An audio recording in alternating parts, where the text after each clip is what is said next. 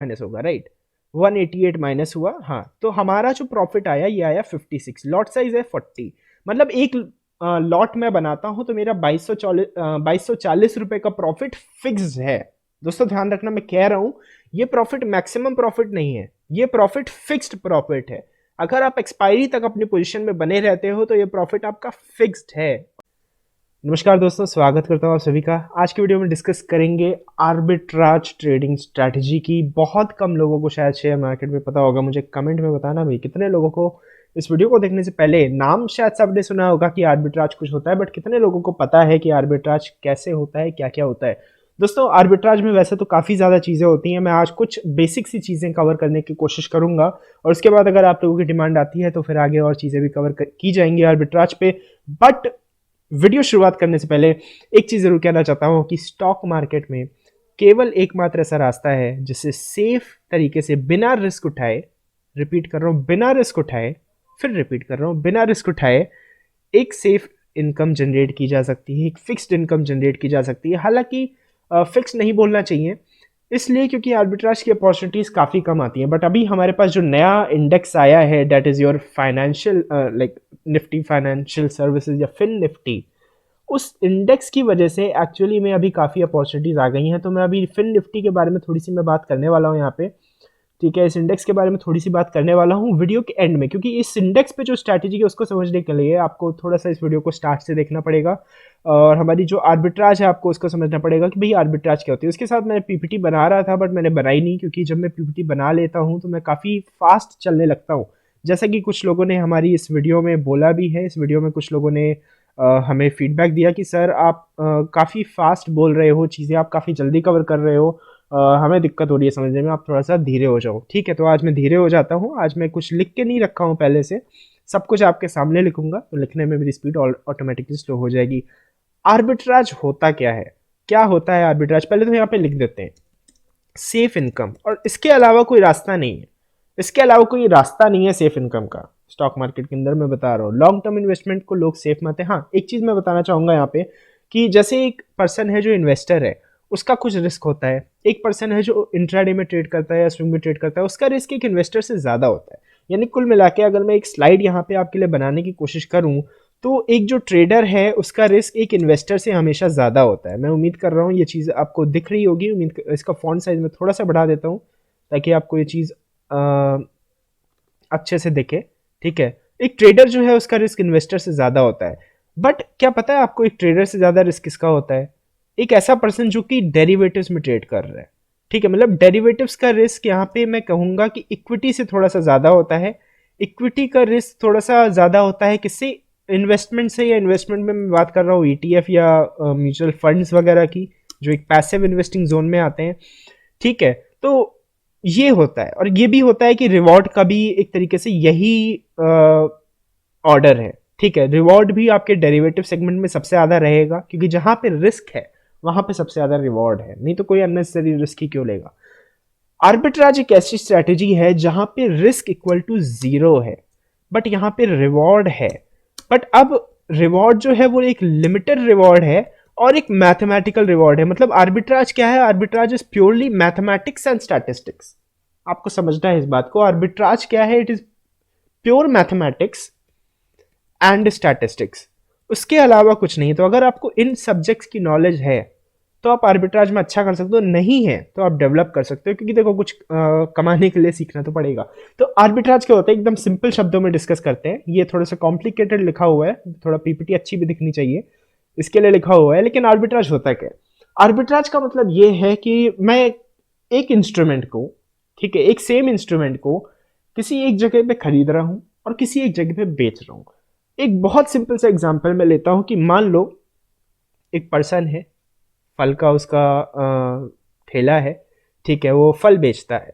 अब मान लो वो आम बेच रहा है, ठीक है। ये आम की बात मैं इसलिए कर रहा हूँ क्योंकि इंस्टा पे एक वीडियो भी आई है इसी से रिलेटेड। मुझे उम्मीद है आप लोगों ने देखी होगी कि मुकेश अंबानी जी ने किस तरीके से बाकी जो टेलीकॉम ऑपरेटर्स हैं उनको बिजनेस से निकाला। तो इसमें देखो ये उस वीडियो में ये था एक्चुअली कि एक दो लोग थे जो आम बेच रहे थे, और एक पर्सन है वो 30 रुपये पे आम बेचता है, एक पर्सन है 40 रुपये पे आम बेचता है, तो जो 30 वाला होता है वो 40 वाले को देख कर अपना दाम गिरा के 25 कर देता है, सॉरी 40 वाला जो होता है वो 30 वाले को देख के अपना दाम गिरा के 25 कर देता है। तो 30 वाला जो है वो 25 वाले से सारे आम खरीद लेता है उसको 25 रुपए के भाव पे, और फिर अपना दाम बढ़ा के वो 50 कर देता है। ठीक है, तो इसी तरीके से कुछ मुकेश अंबानी जी ने भी किया है। ठीक है, जियो को आए वो फ्री में लेके, और अभी तो काफ़ी महंगा है। मतलब हम कहना नहीं चाहिए महंगा है, बट हाँ लाइक पहले जो था उससे थोड़ा सा महंगा है।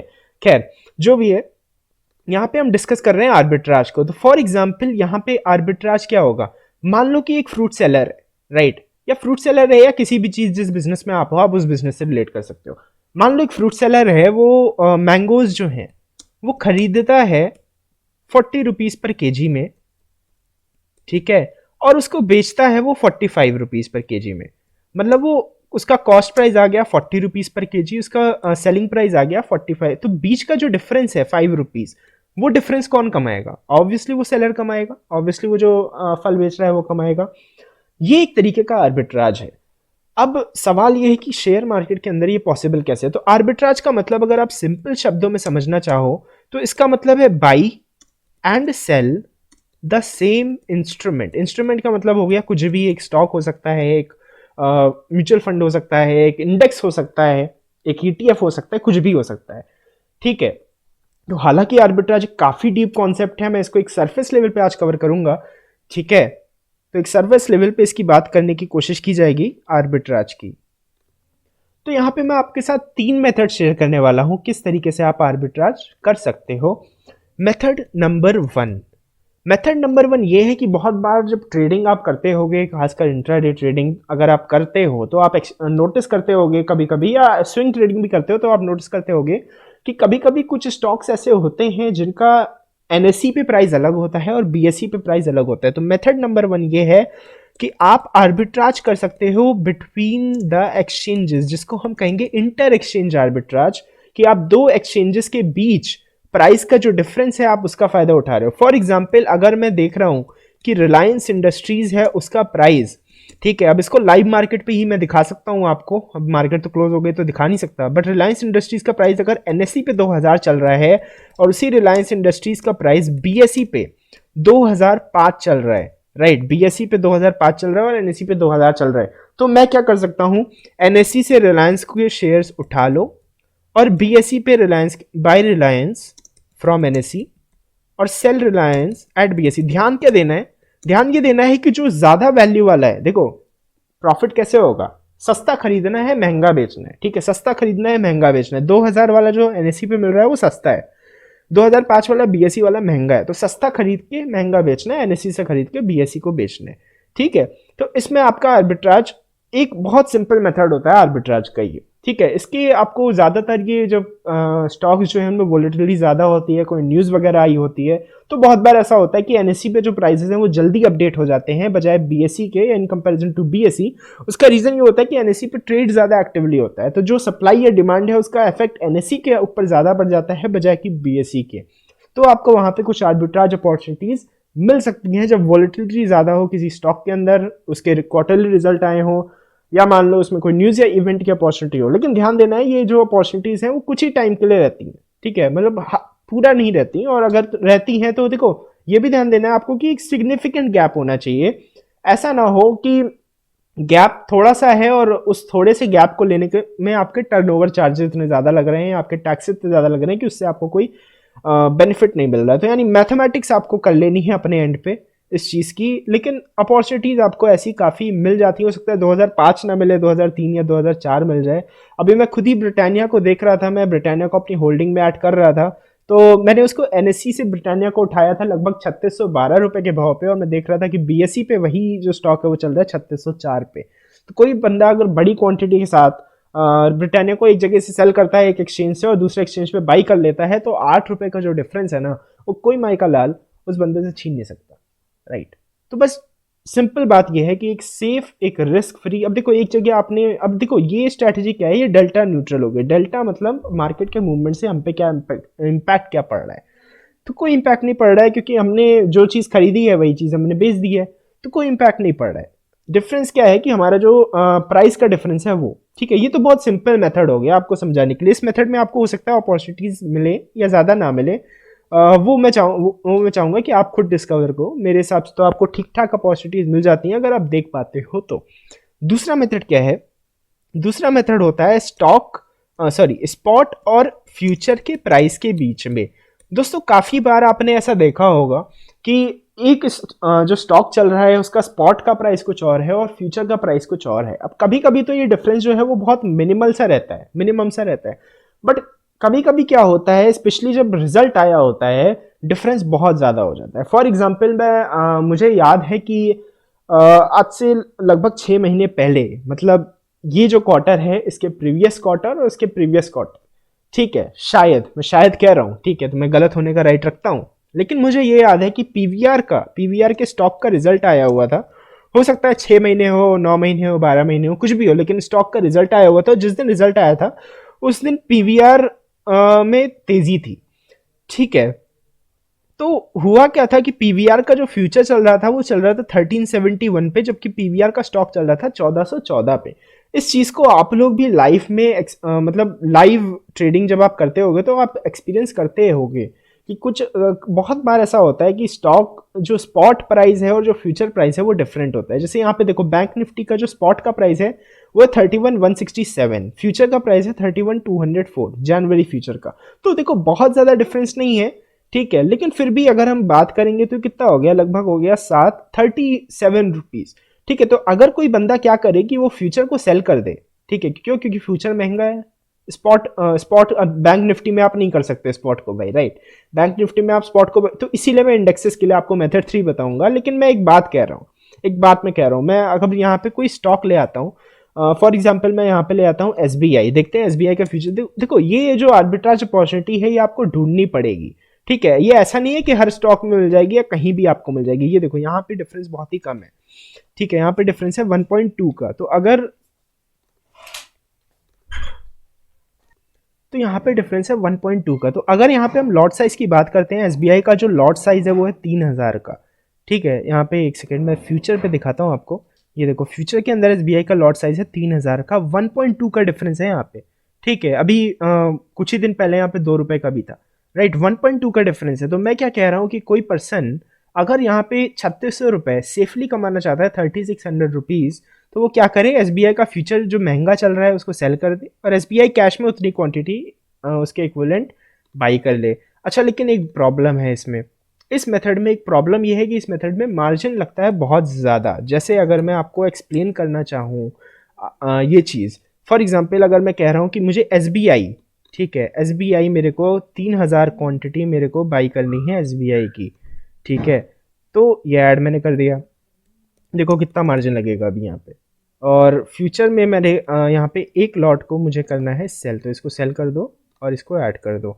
अब देखो यहाँ पे मुझे लग रहा है 11 लाख का मार्जिन, ठीक है। तो लोगों को ये चीज़ कभी कभी नहीं समझ आ सकती है कि भाई 11 लाख 12 लाख रुपए लगा के मैं 3600 कमा रहा हूँ, तो क्यों? लेकिन वो सेफ इनकम है वो ज़रूर। तो अगर आपका और डिस्काउंट ब्रोकर है आपका तो ऑब्वियसली, हाँ, लेकिन ये है कि यहाँ पे ब्रोकरेज आपकी ज़्यादा हो सकती है, ठीक है। तो इसमें अगर आपको बड़ा एक गैप मिल जाता है, एक बड़ा डिफरेंस मिल जाता है, जो आर्बिट्राज फंड्स हैं हालांकि वो ऐसे ही काम करते हैं, वो कोशिश करते हैं ढूंढने की। अब जैसे पीवीआर का जो मैंने एग्जांपल शेयर किया था, देखो वो अपॉर्चुनिटीज आती कम है लेकिन आती ज़रूर है। अब यहाँ पे जो है वो डिफरेंस है बड़ा, ठीक है। ये डिफरेंस से आप ज़रूर यहाँ पे फ़ायदा कर सकते हो। नहीं तो आपको देखो ये ज़रूर ध्यान रखना है कि आपके टैक्सेस क्या है, आपको वो कैलकुलेट ज़रूर करना है। तो अब देखो ये जो मेथड है ये तो भाई काफ़ी ज़्यादा मार्जिन का है। तीसरा जो मेथड मैं आपके साथ शेयर करने वाला हूँ वो एक हाइब्रिड मेथड है।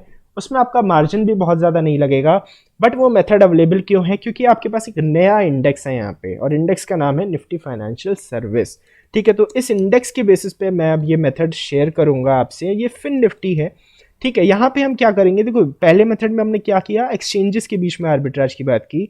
दूसरे मेथड में हमने क्या किया, स्पॉट प्राइस और फ्यूचर प्राइस के बीच में आर्बिट्राज की बात की। अब तीसरा जो मेथड है वो फ्यूचर और ऑप्शन से रिलेटेड है, यानी यहाँ पे हम फ्यूचर प्राइस, फ्यूचर जो चल रहा है उसके प्राइस और ऑप्शन के प्राइस के बीच में आर्बिट्राज करने वाले हैं। और चौथा मेथड में एक बोनस मेथड आपसे शेयर करूंगा। मैं पूरा नहीं शेयर पाऊंगा चौथे मेथड को, क्योंकि वो बहुत ज़्यादा डिटेल्स में बताना पड़ जाएगा, तो मैं उसको थोड़ा सा आपको बताऊंगा और फिर आप पे है कि आप रिसर्च करना चाहो आगे तो कर सकते हो। तो जो तीसरा मेथड है फिन निफ्टी के ऊपर, इसको मैं समझाता हूँ आपको एक बहुत सिंपल एग्जांपल से। एग्जांपल क्या है, ये एग्जांपल देखो, अब मैंने यहाँ पे खोल रखी है आपके लिए फिन निफ्टी की ऑप्शन चेन, ये मैं दिखा देता हूँ, इसको रिफ्रेश भी कर देता हूँ मैं। एनएससी इंडिया की वेबसाइट है, ठीक है, एनएससी इंडिया की वेबसाइट है, यहाँ पे मैंने सिलेक्ट किया फिन निफ्टी को, और क्या हो गया, नेट नहीं चल रहा क्या?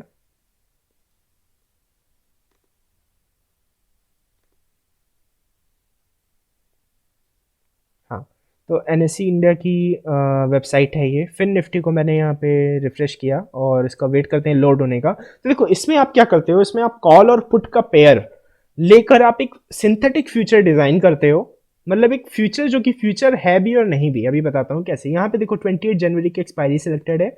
अब देखो ध्यान क्या देना है कि फिन निफ्टी जो है उसका स्पॉट प्राइस क्या चल रहा है, 15,141 141 चल रहा है, ठीक है। फ्यूचर का जो प्राइस है फिन निफ्टी का, फिन निफ्टी का जैन का फ्यूचर है ये देखो 15,134, मतलब डिफरेंस कितना है, 7 रुपए का, ठीक है, मात्र 7 रुपए का डिफरेंस है। लेकिन अब देखो यहाँ पे खेल क्या है, खेल है यहाँ पे ऑप्शंस के साथ, और ये खेल आपको बहुत मिलेगा, स्पेशली जो नया इंडेक्स है फिन निफ्टी में, उसमें आपको ये डिफरेंस काफी मिल जाएगा। तो यहाँ पे मैं आपको एक दिखाता हूँ 14,800 का ये जो स्ट्राइक प्राइस है, इस पे ये आपको आर्बिट्राज की एक अपॉर्चुनिटी दे रहा है। कैसे, देखो इसको ध्यान से देखना, 14,800 का जो स्ट्राइक प्राइस है उस पर कॉल का भाव चल रहा है 388.4, इसको 388 मान लेता हूँ मैं, और जो पुट है उसका प्राइस चल रहा है यहाँ पे 110, ठीक है। कॉल साइड इसका प्रीमियम चल रहा है 388, पुट है इसका प्रीमियम चल रहा है 110, ठीक है।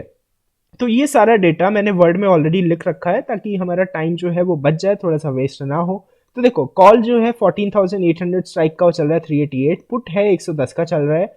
फिन निफ्टी जो है वो चल रहा है 15,134 का, फिन निफ्टी जैन फ्यूचर चल रहा है 141 का। एक बार फिर से इसको मैं चेक कर लेता हूँ कि गलती कुछ नहीं होनी चाहिए। तो फिन निफ्टी जैन फ्यूचर चल रहा है 15,134 का, ओके ओके ओके, इसको थोड़ा सा सही कर देते हैं। फिन निफ्टी का जैन फ्यूचर चल रहा है 134 का, तो अच्छी बात है, अब हमें कैलकुलेशंस आपके साथ करने का मौका मिल जाएगा। फिन निफ्टी चल रहा है 141 पे, जैन फ्यूचर एक बार फिर से कंपेयर कर लेते हैं, एक बार फिर से कंपेयर कर लेते हैं। देखो देखो दोस्तों, यहाँ पे फिन निफ्टी चल रहा है ये, ठीक है, और ये हमारा जैन का फ्यूचर है, राइट राइट, बिल्कुल सही। 14,800 की कॉल ये है, 14,800 का पुट किया। मैं क्या कह रहा हूँ यहाँ पे, मैं यहाँ पे आपसे ये कह रहा हूँ, फिन निफ्टी का जो फ्यूचर है, चलो अच्छा है, यहाँ पे हमारा फ्यूचर का कॉस्ट और कम हो गया, मतलब कम हो गया, बुरा है हालांकि, चलो ठीक है कोई बात नहीं। फिन निफ्टी का मैं आपसे ये कह रहा हूँ कि ये जो फ्यूचर है ये बेच देना है, सेल कर देना है फ्यूचर को, और उसके सामने कॉल को बाई कर लेना है, 14,800 की कॉल को और 14,800 के पुट को बेच देना है। तो यहाँ पे मैं इसी स्ट्राइक की बात कर रहा हूँ, 14,800 की पुट को सेल कर देना है और कॉल को भी सेल कर देना है। अब मैं यहाँ पे आपको डिफरेंट कुछ सिनेरियोस दिखाता हूँ और फिर आप पे भी छोड़ देता हूँ कि आप किसी भी सिनेरियो को इमेजिन कर लो। आप फिर निफ्टी को मान लो कि 9,000 हो जाए, मान लो कि 10,000 हो जाए, मान लो कि मतलब 16,000 हो जाए, कुछ भी हो जाए, आप इमेजिन करो और कैलकुलेट करके उसको देखो। पहला सिनेरियो है कि फिन निफ्टी मान लो यहाँ पे गिर जाता है, मैंने यहाँ पे क्या किया हुआ है, फ्यूचर को सेल किया हुआ है 15,134 पे। अब देखो एक चीज ध्यान देनी है कि यहाँ पे हम रिलाई किस बात पे, हाँ मेथड 2 में एक चीज मैं बताना भूल गया कि आप यहाँ पे प्रॉफिट बुकिंग कैसे करनी है भाई। यहाँ पे प्रॉफिट बुकिंग कैसे करनी है, ये जो है आपको इसको होल्ड करके रखना है एक्सपायरी तक, क्योंकि भाई बीच में ये स्प्रेड और बड़ा हो सकता है और छोटा हो सकता है, कुछ भी होता रहे। एक्सपायरी में तो ये स्प्रेड को जीरो ही होना है भाई, एक्सपायरी में जहां पे कैश है वहीं पे फ्यूचर है। तो मान लो कि अगर आपको, क्योंकि आप डेल्टा न्यूट्रल हो गए हो, आपने फ्यूचर को बाई करके आपने कैश मतलब जो भी महंगा है उसको बाई करके कैश में मतलब दूसरे में इक्विवेलेंट क्वांटिटी आपको सेल कर देनी है, क्वांटिटी सेम रखनी है और सस्ता खरीद के महंगा बेचना है, ध्यान रखना है, ठीक है। तो मेथड 3 के अंदर आ जाते हैं। देखो यहाँ पे हमने क्या किया, पुट को सेल कर दिया, कॉल को बाय कर लिया। अब देखो कैसे ये प्ले आउट होता है, कैसे ये सिनेरियो बनता है, ध्यान देना, मजा आएगी बहुत इस चीज में। फिन निफ्टी अभी नया इंडेक्स है तो इसमें मौके हैं, ठीक है, अगले 3 महीने तक ध्यान देना है, इसमें कोई चार्जेस भी नहीं है। सेबी ने अपने टर्नओवर चार्जेस हटा दिए हैं, लगभग 40-50% तक हटा दिए हैं। एनएससी कह रहा है कि मैं कोई ट्रांजैक्शन चार्जेस नहीं लूंगा, जेरोडा कह रहा है मैं कोई ब्रोकरेज नहीं लूंगा। तो भाई कोई आप पे ट्रांजैक्शन कॉस्ट ही नहीं है लगभग, ठीक है, कोई ट्रांजैक्शन कॉस्ट ही नहीं है फिन निफ्टी के अंदर। तो ये स्ट्रेटेजी तो जरूर मुझे लगता है यूज करनी चाहिए। आर्बिट्राज अपॉर्चुनिटी एक लाइफ टाइम अपॉर्चुनिटी हो सकती है, क्योंकि पता नहीं अब नया इंडेक्स कब आए और उसमें मौका मिले ऐसा ना मिले। ये तो आपके लिए बहुत ही अच्छा रिस्क रिवॉर्ड, मतलब रिस्क तो है ही नहीं, वर्चुअली जीरो रिस्क है। और रिवॉर्ड ही आपका, तो ध्यान देना है। अब देखो यहाँ पे मान लो मैं कह रहा हूँ कि फिर निफ्टी गिर जाता है, इस भाव से गिर जाता है, वो 15,000 पे आ जाता है। अभी मैं और लेवल्स भी आपको दिखा दूंगा। फॉर एग्जाम्पल मैं कह रहा हूँ कि ग्राउंड फिगर ले लेते हैं 15,000 पे। तो अब हुआ क्या, देखो मेरी जो कॉल है 14,800 की कॉल है, जब फिर निफ्टी 15,000 पे आ जाएगा तो उस कॉल का भाव हो जाएगा 200 रुपए। मैंने 388 पे बाई किया था, मुझे 188 रुपीज का लॉस हो जाएगा। ठीक है, 188 रुपीज का लॉस हो जाएगा, इसको कर देते हैं रेड। अब देखो पुट के अंदर क्या हो रहा है, 14,800 की पुट है, मैंने 110 पे इसको बाई किया था। हालांकि हमारी ये जो पुट है, ठीक है, 14,800 की पुट है, ये 110 पे मैंने बाई किया था, इसका क्या हो जाएगा, ये हो जाएगा जीरो, राइट। पुट जो है हमारा, इसका भाव हो जाएगा जीरो। एक बार मैं फिर से कंपेयर कर लेता हूँ मैं सही कर रहा हूँ या नहीं, ठीक है, और उसके बाद मैं इसको रिकॉर्ड करना फिर से स्टार्ट कर। राइट राइट राइट, मैं समझ गया। एक्चुअली पुट देखो, पुट हमने सेल कर रखी है, ठीक है, पुट हमने सेल कर रखी है, कॉल बाई कर रखी है। देखो पुट का भाव हो जाएगा जीरो, तो पुट में आ जाएगा कितना, 110 का प्रॉफिट। इसको मैं कर देता हूँ green, so that it looks aesthetically pleasing, right. Profit आ रहा है, स्क्रीन में ग्रीन दिखना चाहिए। अच्छा भाई, अब मैं क्या कह रहा हूँ, फ्यूचर मैंने कर रखा था सेल, ठीक है, फ्यूचर 15,134 से गिर के आ गया 15,000 पे मैं बात कर रहा हूँ 15,000 की, तो यहाँ पे मुझे मिल गया 134। तो टोटल नेट मेरा जो प्रॉफिट हो गया वो हो गया 134 प्लस 110, और माइनस होगा, इससे माइनस होगा कितना, पुट का सॉरी, यहाँ पे माइनस होगा 188 माइनस होगा, राइट, 188 माइनस हुआ। हाँ, तो हमारा जो प्रॉफिट आया ये आया 56, लॉट साइज है 40, मतलब एक लॉट में बनाता हूं तो मेरा 2240 रुपए का प्रॉफिट फिक्स है। दोस्तों ध्यान रखना, मैं कह रहा हूं ये प्रॉफिट मैक्सिमम प्रॉफिट नहीं है, ये प्रॉफिट फिक्स्ड प्रॉफिट है। अगर आप एक्सपायरी तक अपनी पोजीशन में बने रहते हो तो ये प्रॉफिट आपका फिक्स्ड है, और रिस्क आपका बिल्कुल जीरो है। आप एक केस नहीं ऐसा मुझे बता सकते। हाँ, ये हो सकता है कि आपको एमटीएम दिखता रहे, ठीक है, एक्सपायरी जब तक नहीं हो रही है तब तक आपको एमटीएम में घटता बढ़ता दिखता रहे, लेकिन ये प्रॉफिट आपका फिक्स्ड है, ठीक है, इसमें कुछ नहीं हो सकता। अभी मैं सारे केस आपको दिखाऊंगा। यहाँ पे हमने बात की कि फिर निफ्टी गिर जाए मान लो, अब बात करते हैं कि फिर निफ्टी मान लो बढ़ जाए, और यही प्रॉफिट है आपका, यही प्रॉफिट है 56। अभी यहाँ पे मैं दिखाऊंगा, मान लो फिर निफ्टी आ गया है 15,500, बढ़ के 15,500 आ गया है। अब देखो इसमें मुझे कॉल मैंने बाई कर रखी थी, तो ऑब्वियसली इसमें प्रॉफिट होना चाहिए। देखो कितना होता है, 15,500 आ गया, 14,800 की कॉल है, ठीक है, तो 15,500 माइनस 14,800 मतलब हो जाता है, मैं करके दिखा रहा हूँ, 700 है, ठीक है, ये हो गया 700। तो मतलब कॉल आ गया, मेरा भाव आ गया कॉल का 700 रुपए, ठीक है, तो इसमें मैं लिख देता हूँ कॉल का भाव आ गया 700 रुपए, और 388 पे मैंने इसको बाई किया हुआ है, तो यानी 312 रुपए का मुझे क्या हो गया, प्रॉफिट हो गया कॉल से। अच्छा, पुट मैंने सेल कर रखी है, पुट अभी भी जीरो हो जाएगी। अच्छा, क्यों होगी भाई, 14,800 का जो भाव है ना वो 15,000 से भी कम है और 15,500 से भी कम है, ठीक है, तो पुट फिर जीरो हो गई, तो पुट में आ गया 110 रुपए का प्रॉफिट, ठीक है। फ्यूचर में क्या हुआ, अच्छा फ्यूचर में हमें लॉस हो जाएगा, क्यों भाई, 15,134 पे हमने बेचा है, मार्केट आ गई है 15,500, ठीक है, मार्केट आ गई 15,500, तो 15,134 पे हमने बेचा है, तो हमें हो गया यहाँ पे 366 का लॉस। ओ माय गॉड, बड़ा लॉस हो गया, राइट। देखो 312, 110 और 366, मजा आ रही है, 312, 110 और 366, ये कितना हो गया, 56। 56 आपका प्रीमियम, ये फिक्स्ड है दोस्त, ये आपके बैंक अकाउंट में आएगा। बस शर्त ये है कि आप एक्सपायरी तक आपको होल्ड करके रखना है, मतलब एक्सपायरी से थोड़ा, जैसे जिस दिन एक्सपायरी हो रही है उस दिन 3 सवा 3 बजे तक बेच देना है। अब ऐसा नहीं कि वहां पे उसको ऑक्शन मार्केट में लेके जाना है, ठीक है, फिर बाद में मुझे ढूंढते फिरोगे आप। तो एक्सपायरी के दिन, मतलब जिस भी दिन, जैसे 28 जनवरी को एक्सपायरी है, तो भैया उस दिन आपको 3:15 बजे सारी पोजीशंस को क्लोज कर लेना है, ठीक है, जरूरी है ये बात भी बताना, राइट, नहीं तो लोग समझ नहीं पाते। अच्छा, अब मैं बात करता हूँ, देखो अब आप कहोगे कि सर आप 14,800 आप पुट में भी लॉस करवाओ एक बार, तो मैं जानूँ, ठीक है, मैं कहता हूँ कि फिर निफ्टी डेंजरसली लो लेवल्स तक गिर जाता है, 14,000 तक।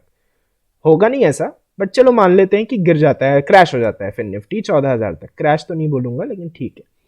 अब यहाँ पे सबसे पहले तो मैंने कर रखी थी कॉल बाई, राइट, मैंने कर रखी थी यहाँ पे कॉल बाई, उसमें मुझे लॉस होगा। पुट सेल की थी, उसमें भी मुझे लॉस होगा, लेकिन फ्यूचर में प्रॉफिट होगा।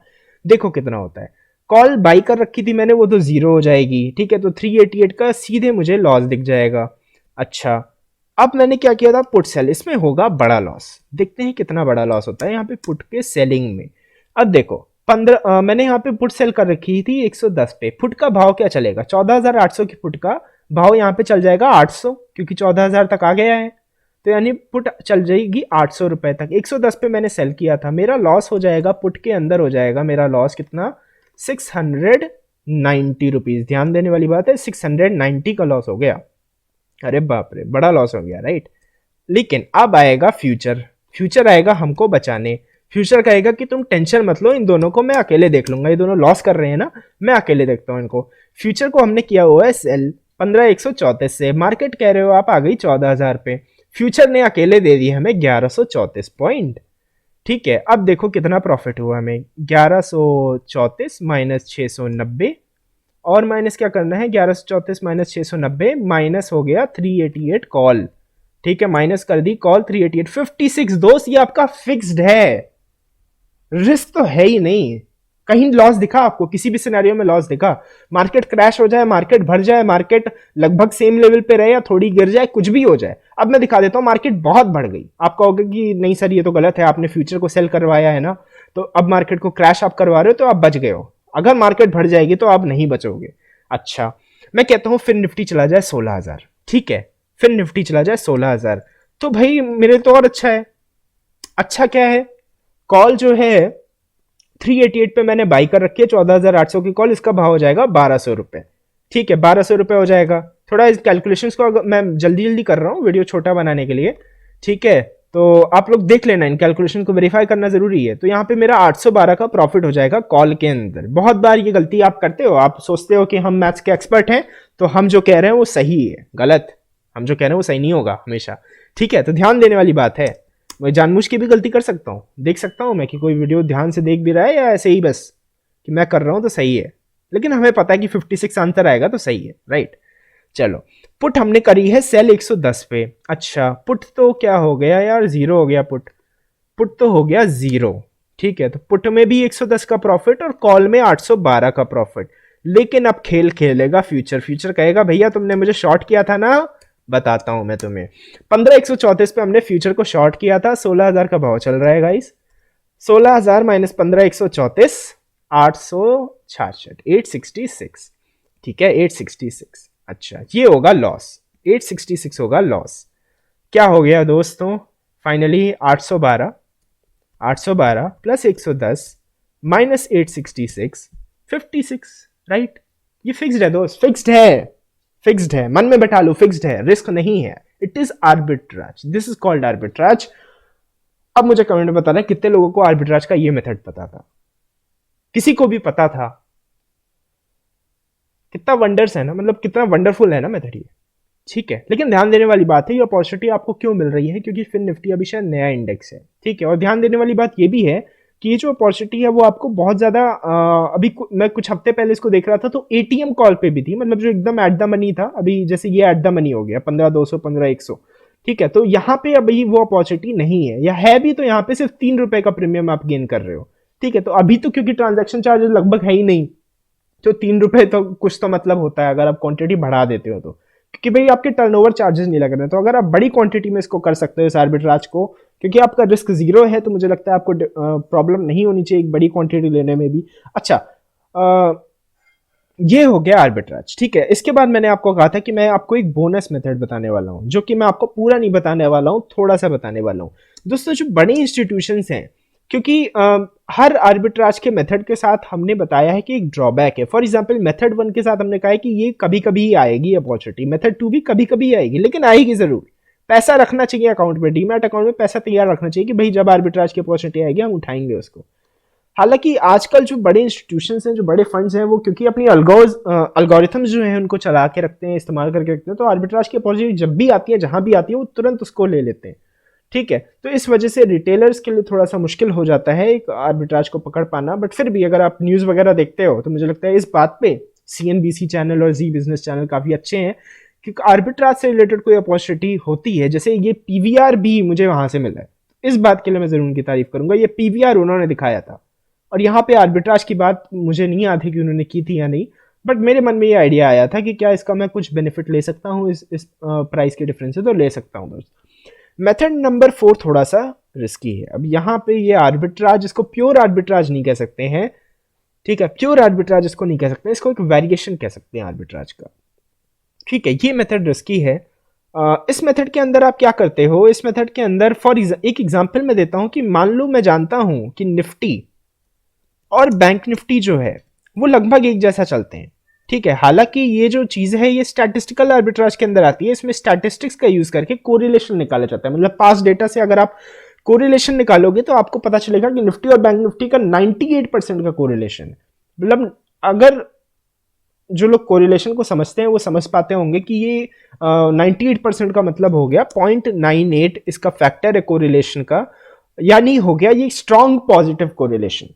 ठीक है, मतलब अगर निफ्टी के नीचे गिर रहा है तो बैंक निफ्टी भी नीचे गिर रहा है, और निफ्टी ऊपर बढ़ रहा है तो बैंक निफ्टी भी ऊपर बढ़ रहा है। मतलब 98% ऑफ द टाइम ऐसा होता है। ठीक है, तो कोई आर्बिट्राज अगर करना चाहता है तो क्या कर सकता है। फॉर एग्जाम्पल अगर पिछले कुछ दिनों से आप मार्केट को ऑब्जर्व कर रहे होगे तो आपने देखा होगा, या मैं चलो चार्ट पे भी यहाँ पे आपको दिखा देता हूँ तो आपको बड़ा अच्छा लगेगा इस चीज़ को देख के। ये देखो, मैं आपको यहाँ पे कंपैरिजन एक दिखाता हूँ, बस नेट चल जाए मेरा। ठीक है, यहाँ पे मैं आपको दिखाता हूँ निफ्टी का चार्ट, और उसके बाद दिखाता हूँ, अरे यार अलग पे ओपन करना था इसको, चलो ठीक है। यहाँ पे दिखाया मैंने, बैंक निफ्टी का खोल दिया एक और निफ्टी का खोल दिया। ठीक है, बैंक निफ्टी का चार्ट खोल दिया, निफ्टी का खोल दिया। इसको थोड़ा सा प्लेन चार्ट कर देता हूँ, बहुत इसमें नॉइज है अभी इस चार्ट में। ठीक है, तो देखो यहाँ से अगर दोस्तों आप देखोगे, मैं बात कर रहा हूँ मार्च के लोज से। ठीक है, मार्च के लोज तो यहाँ पे लगे हैं मार्च के लोज। ठीक है, अब इसमें अगर आप ध्यान से इस बात को देखोगे तो ये लगा है मार्च का लो निफ्टी का, बैंक निफ्टी का लगभग 16,000 का।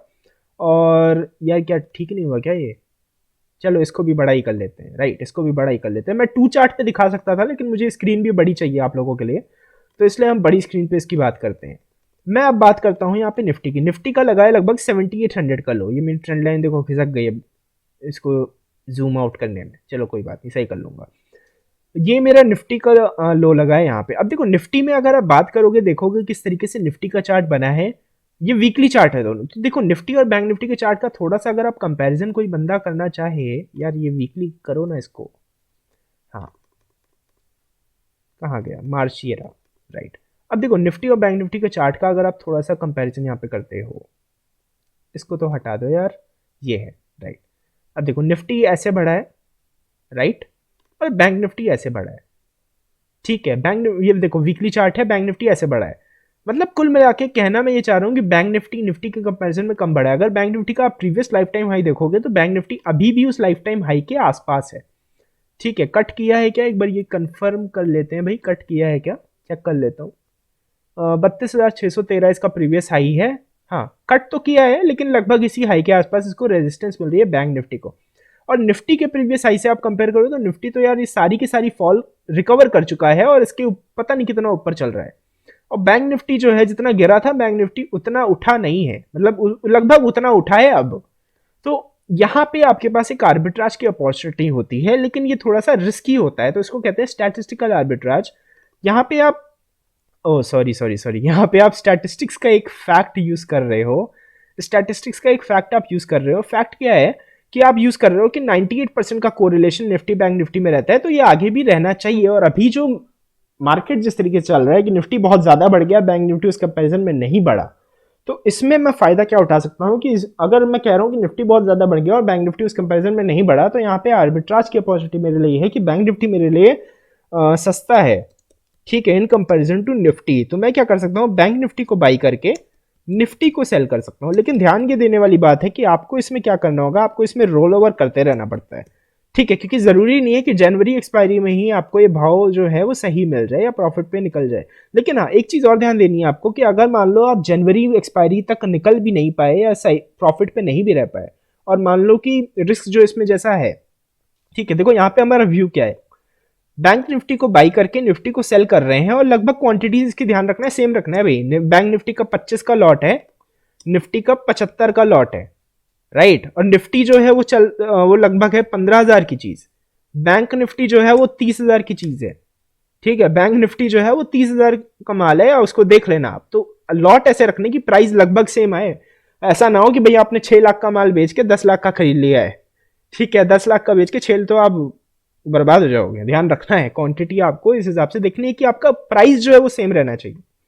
ठीक है अच्छा, तो अब इसमें मैं कहना क्या चाह रहा हूं कहना मैं ये चाह रहा हूं कि अगर कोई पर्सन ये सोचता है कि अब आने वाले टाइम में हो सकता है कि बैंक निफ्टी ज्यादा बढ़े इन कंपैरिजन टू निफ्टी, अगर ऐसा होता है तो ये जो मेरा आर्बिट्राज है इसके अंदर मेरे को प्रॉफिट होगा। ठीक है, इसके अंदर मेरे को प्रॉफिट होगा अगर बैंक निफ्टी, क्योंकि मेरी जब वैल्यू सेम हो जाएगी तो बैंक निफ्टी अगर ज्यादा परसेंटेज में बढ़ता है तो यहाँ पे ज्यादा प्रॉफिट दिखेगा और निफ्टी में कम लॉस दिखेगा। ठीक है, अच्छा एक तरीके से इसको आर्बिट्राज इसलिए कहते हैं क्योंकि लोग मानते हैं कि लगभग रिस्क फ्री है। अब 98% का चांस है तो लगभग रिस्क फ्री है, और एक तरीके से आप हेज्ड भी हो गए कि मतलब अगर कभी ऐसा होगा कि मान लो अगर मार्केट क्रैश हो जाता है यहाँ से, तो मार्केट क्रैश होगा तो क्या बैंक निफ्टी वहीं रहेगा? ये सॉरी, मार्केट क्रैश होगा तो क्या निफ्टी क्रैश नहीं होगा, सिर्फ बैंक निफ्टी क्रैश होगा? ऐसा तो नहीं होगा ना। तो निफ्टी जो क्रैश होगा वो आपका सेल साइड से रिकवर हो जाएगा और बैंक निफ्टी में यहाँ पे लॉस हो जाएगा आपका। ठीक है, लेकिन ओवरऑल क्या होगा, एक चीज जो इसमें फंडामेंटल पॉइंट है उसको आपको ये समझना है कि मान लो इस ऑप्शन मतलब इस चीज को, पर्टिकुलर चीज को मुझे रोल ओवर करना पड़ जाए, इसमें जो रिस्क है वो ये है। क्या रिस्क है कि मान लो बैंक निफ्टी नीचे ही गिरता जाए और निफ्टी ऊपर ही बढ़ता जाए, तो मेरा रिस्क है। तो अब उसमें मैं क्या कर सकता हूं, अगर तो मैं श्योर हूं, ठीक है, अगर मान लो जनवरी एक्सपायरी तक मुझे प्रॉफिट नहीं मिला और अगर मैं श्योर हूं तो मैं इसको रोल ओवर कर सकता हूं फरवरी के फ्यूचर में सेम पोजीशन बना के। और अच्छी बात ये होगी कि फिर फरवरी की का जो पोजीशन है वो मेरा और वाइड बन रहा होगा और अच्छा बन रहा होगा। मतलब यहाँ पे जो लॉस है वो टेम्पररी, तो मैंने लॉस बुक किया लेकिन वो मेरा परमानेंट लॉस नहीं है। क्यों नहीं है? क्योंकि फरवरी का जो मैंने पोजीशन बनाया है वो अब बैंक निफ्टी का और नीचे पे बैंक निफ्टी को बाई किया है और निफ्टी को और ऊपर पे सेल कर रहा है।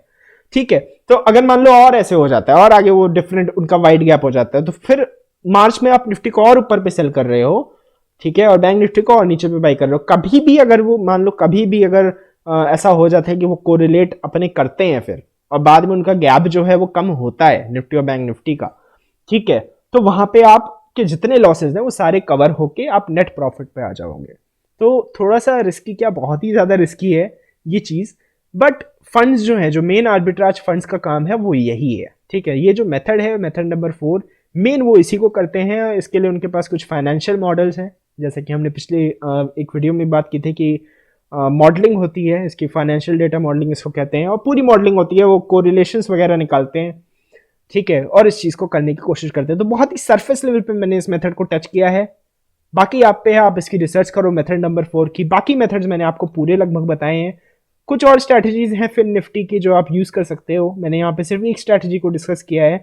ठीक है, स्ट्रैटेजी क्या थी मैं आपको फिर दिखा देता हूँ। यहाँ पे फ्यूचर को सेल किया हुआ है और कॉल और पुट को बाई किया। अच्छा, एक चीज़ बताना और ज़रूरी है यहाँ पे, देखो एक चीज और ध्यान देनी है आपको, आपको सस्ती चीज खरीदनी है और महंगी चीज बेचनी है। तो अब यहाँ पे मैंने सिनेरियोस जब बनाए हैं तो मैंने ये देखा है कि पुट को सेल करके और कॉल को बाई करके मेरा प्रॉफिट हो रहा है। लेकिन कभी कभी आपको सिनेरियो ऐसा भी बनेगा कि फिन निफ्टी को अगर आप फ्यूचर को बाई कर लो, ठीक है, तो सिनेरियो बना के आप देख लेना। इसका एक शॉर्ट ट्रिक है, बट वो शॉर्ट ट्रिक मैं अभी उस पर काम कर रहा हूँ तो मैं अभी नहीं बोलूंगा उस चीज को। ठीक है, लेकिन आप क्या कर सकते हो कि फिन निफ्टी का जो फ्यूचर है आप उसको बाई कर सकते हो। और क्या करो, आप यहाँ पे इसके सामने आपको क्या करना है, पुट को बाई करना है और कॉल को सेल करना है। तो अभी जो पर्टिकुलर कंडीशन है उसके अंदर तो क्या होगा, इस पर्टिकुलर स्प्रेड में हमेशा लॉस होगा इस वाले में। लेकिन कभी कभी कंडीशन ऐसी आएगी कि आपका जो फ्यूचर है, अब जैसे यहाँ पे क्या है कि हमारा जो फ्यूचर है वो चल रहा है, इससे मतलब नहीं है एक्चुअली, मतलब है इनसे, राइट, मतलब है इन दोनों से, कि इन दोनों का जो भाव है फ्यूचर के भाव पे वो कैसे कंपैरिजन उसका हो रहा है। अब चलो मैं इसको बता ही देता हूँ आपको, ट्रिक क्या है वही बता देता हूँ मैं। ठीक है, ट्रिक ये है, देखो मैंने स्ट्राइक ली है यहाँ पे 14,800 की, सारी ट्रिक इसी की है। ठीक है, देखो अब कॉल मेरा है 388 का और पुट है 110 का, यानी इनके प्रीमियम में जो डिफरेंस है वो हो गया कितना, वो हो गया 278। ठीक है, ध्यान देना है 278 का डिफरेंस है इन दोनों के प्रीमियम में। स्ट्राइक मैंने लिया 14,800 की, तो प्लस कर दो 14,800 में 270 यानी 15,078। तो यहाँ पे मैंने एक्चुअली क्या किया है ना, यहाँ पे मैंने कॉल बाई करके और पुट सेल करके एक सिंथेटिक फ्यूचर बनाया है। कॉल बाई करना है बुलिश, पुट सेल करना है बुलिश, यानी ये दोनों चीजें बुलिश ही हैं। एक मैंने फ्यूचर यहाँ पे अपना खुद का फ्यूचर एक क्रिएट किया हुआ है, लेकिन उस फ्यूचर का प्राइस आ रहा है 15,078 और उसके सामने मैं बेच रहा हूं एक असली फ्यूचर जो है 15,134। इनका डिफरेंस क्या है, 56, वही 56 मेरे को मिल रहा है और कुछ नहीं है यहाँ पे, वही 56 मेरे को मिल रहा है। तो बहुत बार ऐसा होगा कि जब आप कॉल और पुट का भाव देखोगे तो इनका जो भाव है, अब यहाँ पे तो इनका जो भाव जो है वो कम आ रहा है फ्यूचर से। बहुत बार ऐसा होगा कि इनका भाव ज्यादा आएगा, यहाँ पे कम इसलिए आ रहा है क्योंकि मार्केट ऊपर जा रही है। मान लो मार्केट नीचे जा रही होगी तो आपका ये जो भाव है वो ज्यादा आएगा कॉल और पुट का, और फ्यूचर का कम आएगा। तो वहां पे आपको क्या कर देना है कि फ्यूचर जो सस्ता है उसको बाई करना है। ये वाला जो फ्यूचर ओरिजिनल फ्यूचर का सस्ता हो जाएगा तो इसको बाई कर लेंगे और ये पेयर सेल का बना देंगे। तो सेल का मतलब क्या हो गया कि दोनों बेरिश हो जाएंगे यहाँ पे, मतलब पुट बाई और कॉल सेल दोनों बेरिश हो गए, राइट। तो ये ध्यान देना है, ठीक है। तो ये हमने क्या किया, सिंथेटिक फ्यूचर क्रिएट किया। अच्छा, एक मन में डाउट आ सकता है कि दो ऑप्शंस करने की क्या जरूरत थी, हम एक ऑप्शन क्यों नहीं कर सकते। दोस्त हम एक ऑप्शन इसलिए नहीं कर सकते हैं क्योंकि जो ऑप्शन होता है, आपको एक ग्रीक ऑप्शन का अगर थोड़ी बहुत ऑप्शन ग्रीक्स की नॉलेज है तो ये चीज आपको पता होगी कि ऑप्शन का जो डेल्टा है वो लगभग 0.5 के आसपास रहता है, ठीक है। मतलब वेरी करता है डिपेंडिंग कि वो एटीएम है या ओटीएम है या आईटीएम है या क्या है, ठीक है, लेकिन लगभग वो 0.5 के आसपास इसी रेंज में रहता है।